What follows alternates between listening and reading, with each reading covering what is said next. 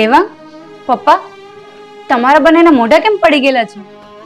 બેટા, મને હવે એ જ ચિંતા થાય છે કે તારી સાસુ છે ને હવે સીધી નહીં રહી. મને એને દેવાંગને મારવાના કોઈને કોઈ પેતરા તો કરશે જ. હા પપ્પા, મને ખબર જ છે કે મમ્મી સખણા નહીં રહી, પણ તમે લોકો ગભરાશો નહીં. મારી નજર એમના પર જ છે. તમારે બસ એટલું જ કરવાનું છે કે એ કોઈ વસ્તુ આપે ને એ ખાવાની કે પીવાની નથી. પપ્પા, આ પાયલ સાચું જ કહે છે.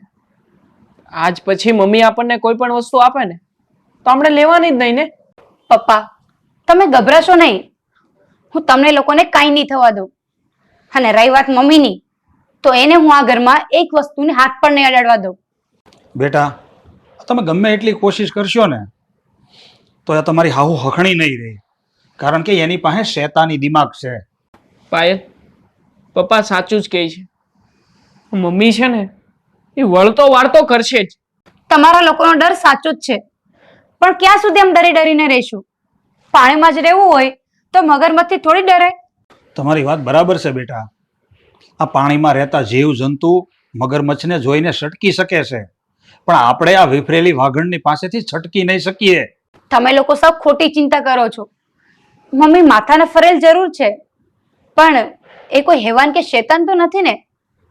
એ પણ એક માણસ છે, અને કોઈ પણ માણસ એની લિમિટ સુધી જ નફરત કરી શકે. એટલે તમે લોકો આ બધી ચિંતા છોડો. મમ્મી આપણને કાંઈ નુકસાન નહીં કરી શકે. તમે લોકો બેસો, હું રસોઈની તૈયારી કરું.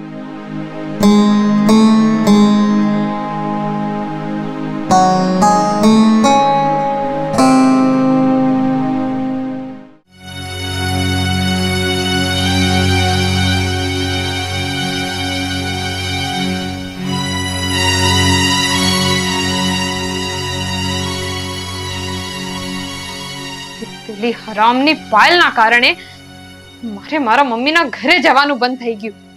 મારા દાના પાણી બંધ થઈ ગયા. સાલી કબાબમાં હડ્ડી બની ગઈ છે એ પાયલ. મારે કંઈક કરવું જ પડશે. એ સાલીને સબક શીખડાવવો જ પડશે.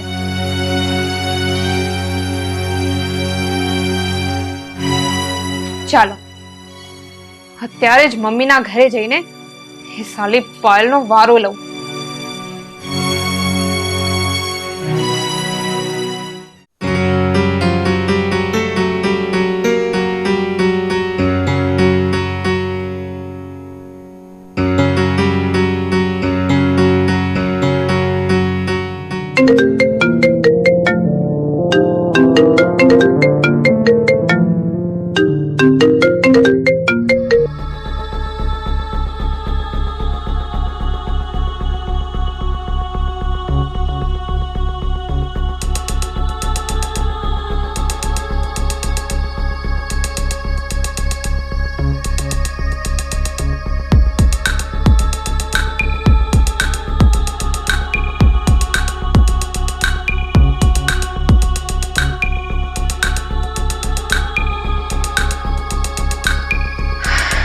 વાહ, મમ્મીએ તો મસ્ત મસાલાદાર ચા મૂકી છે ને કઈ.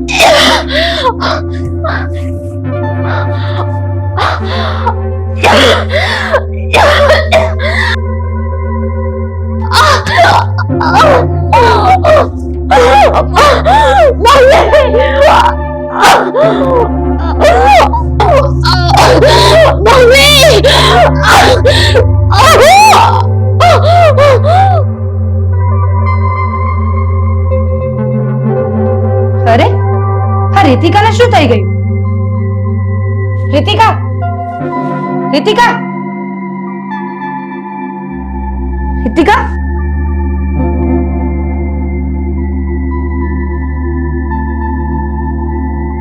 મમ્મી મમ્મી પપ્પા જલ્દી આવો. રીતિકા રીતિકા રીતિકા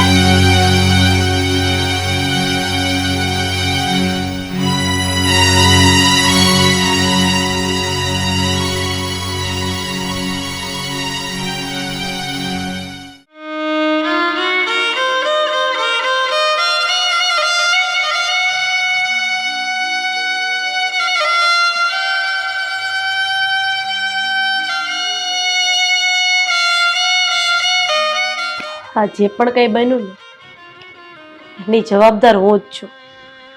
આ મારા કારણે જ બધું બન્યું છે અને ભગવાને મારા કરેલા કર્મોનો બદલો મને આપી દીધો. હા, તારી વાત તો બરાબર છે. આ ભગવાને તને તારા કર્મોની સજા દીધી છે, કારણ કે તે આજ દી સુધી આ ઘરમાં અમને કોઈને શાંતિથી રહેવા નથી દીધા. તારા આંગળીના ઈશારા ઉપર તે બધાને નચાવ્યા છે. તું મારવા ગઈ હતી પાયલ વહુને અને મરી ગઈ તારી સગી દીકરી. પપ્પા મમ્મી અત્યારે એમની દીકરીના આઘાતમાં છે અને તમે એમને વઢો છો. બેટા હું નહીં, મારા હૈયાની વરાળ બોલે છે. આણે અમને કોઈ દિવસ શાંતિથી રહેવા નથી દીધા. મારા દીકરાને 14 વર્ષ તો મૂંગા રહેવું પડ્યું છે આના કારણે. પપ્પા હશે, જે થયું તે ભૂલી જાઓ ને. મમ્મીને એમના પાપની સજા ભગવાન એમને આપી દીધી છે. અને મમ્મી તમારી એક દીકરી ચાલી ગઈ તો શું થયું? હું છું ને, હું તમારી દીકરી જ છું ને. મને તમારી દીકરી સમજજો. બેટા, મેં તારી ઉપર આટલું વિતાડ્યું, તને હેરાન કરી, એમ છતાંય તું મને દિલાસો આપે છે. બેટા, તું કેટલી ઉદાર દિલની છે. હવે મારી ભૂલને અવગણીને મને માફ કરી દે બેટા.